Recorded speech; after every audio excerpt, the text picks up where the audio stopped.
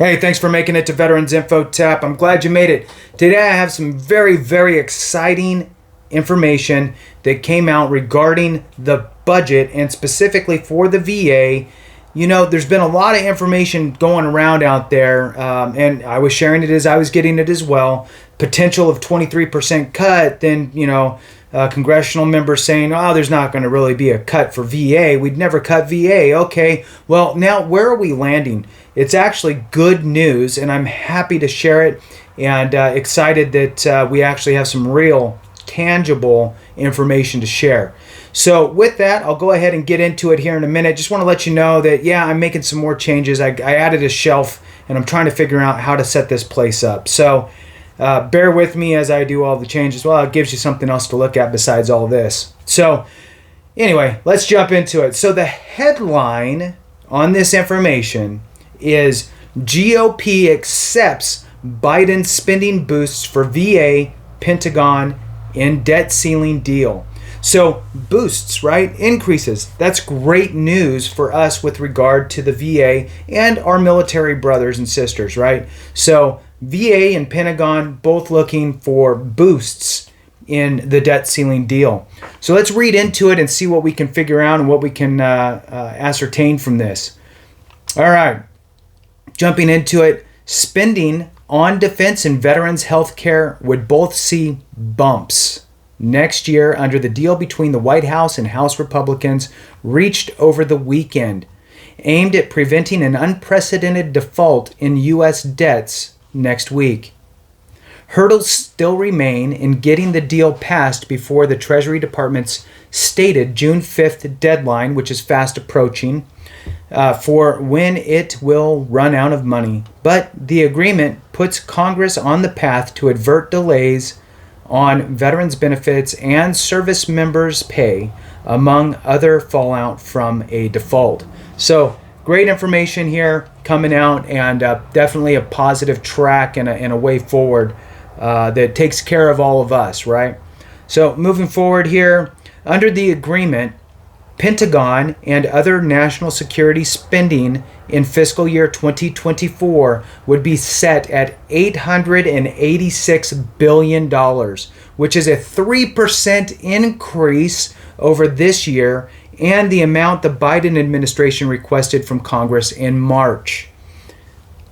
Next here, the bill would also put $20 billion into Toxic Exposure Fund. So this will go into the Toxic Exposure Fund, the pot of money that the Department of Veterans Affairs created last year to pay for benefits granted by the PACT Act. So in other words, they anticipated an influx of claims, and this money is set aside to pay out those claims, right?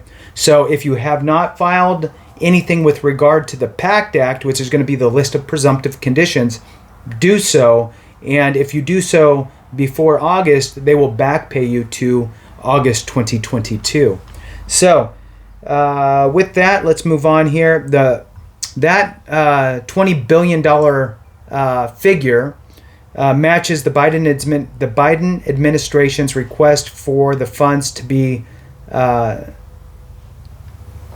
set aside for the fight that had been brewing between the Democrats and the Republicans after the GOP proposed putting just $5 billion into the fund.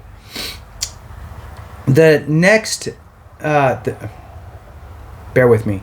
The text of the bill does not explicitly set broader VA spending for 2024, but both White House and House Republican leadership say they agreed to fund the VA's medical budget at $121 billion, which also aligns with the Biden administration's budget request and represents a 2% bump over this year. We cut spending year over year and for the first time in over a decade while fully funding national defense and veterans health benefits, House Speaker Kevin McCarthy and other House Republican leaders said in a joint statement Sunday. The White House similarly touted that the bill would fully fund veterans health care and our obligations under the historic PACT Act in a statement Tuesday urging Congress to pass the bill as soon as possible to protect the full faith and credit of the United States. At the heart of the agreement is a deal to raise the so-called debt ceiling through 2025. The debt ceiling or debt limit is the amount of money that the Treasury Department can borrow in order to pay its nation's bills. Last week, Treasury Secretary Janet Yellen warned that the Treasury will run out of money on June 5th, adding more being more specific to her earlier warning that a default could come as early as the first of the month, which, well, that's yesterday as of this video. Republicans and Democrats have approached fiscal cliffs multiple times over the last decade, but have always eventually passed deals to avoid what experts would amount to an economic calamity by undermining confidence in the stability of the U.S. financial system. Administration officers or officials have warned that a default could mean delays on $12 billion in veteran benefits, along with $13 billion in other VA bills and $4 billion in military salaries. The agreement on veterans' health care spending comes after a bitter fight between the Biden administration and House Republicans over whether the GOP desire to cap government spending would mean a cut to the VA budget. And that was all the talk about the 23%, right? So there was nothing specifically that said VA was going to get nailed with the 23%, but there was nothing that really protected the VA from that 23% either. Here we go on, and it says that in a tweet Sunday, VA Secretary threw his support behind this deal. This bipartisan budget agreement delivers on our nation's promise to care for veterans, their families, caregivers, and survivors, the Secretary said. And he thanks the President of the United States and congressional leaders for getting the deal done, and I urge its swift passage. The agreement would also newly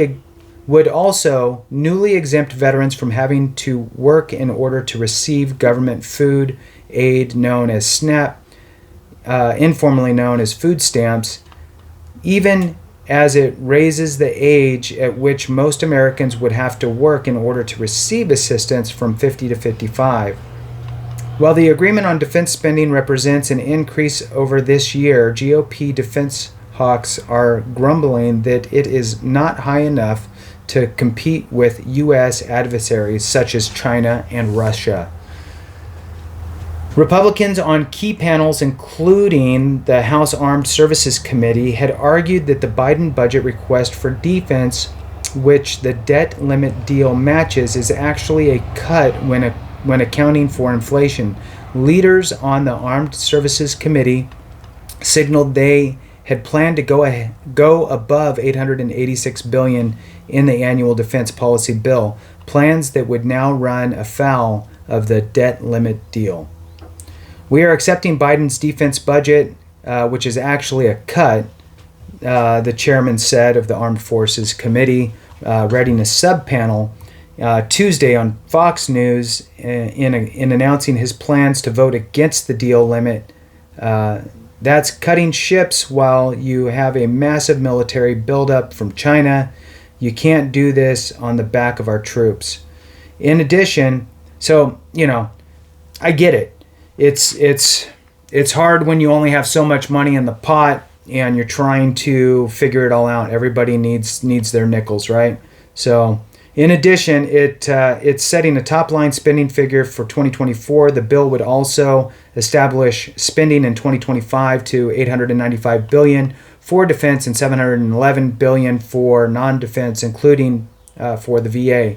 The House is expected to vote on the debt ceiling debt limit deal Wednesday, which is tomorrow. The timing of the vote in the Senate could be drawn out for days as senators unhappy with the deal take advantage of chamber rules to put up procedural roadblocks, meaning there's still a chance Congress could brush up against the June 5th debt ceiling deadline, even if the bill is ultimately expected to pass. So people just digging their heels in to drag it out. Hope that's not the case. So this is actually all good news for the VA. It's actually good news, better news for the Pentagon, although they want more. They may get it, I don't know. But the bottom line is this is way better than we were a month or two ago. So good news out there if you've hung on till the end. Thank you so much. I really appreciate the support. Please hit the thumbs up for me, subscribe, share with a friend, all that good stuff. I really appreciate it. And, let's keep it going. Remember, if we don't take care of each other, something went wrong.